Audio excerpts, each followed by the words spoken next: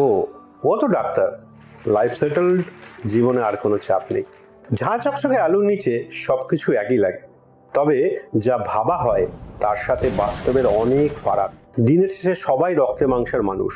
আপনাদের মতো আমাদের বাড়িতে অনুষ্ঠান হলেও ছুটি লাগে, দুপুরে একটু বিশ্রাম লাগে, টানা প্রত্যহ 3 থেকে 4টে অপারেশনের পরে ক্লান্তি আসে। কিন্তু এইসব আমাদের উপেক্ষা করতে হয়। আমাদের ব্রত যে একটাই, রোগীকে সুস্থ করতে হবে। রোগীর বাড়ির সদস্যদের মনে আশার আলো জ্বেলে রাখতে হবে। তাই ব্যক্তিগত ইচ্ছেকে একটু দূরে সরিয়ে এগিয়ে চলি নিজের লক্ষ্যে।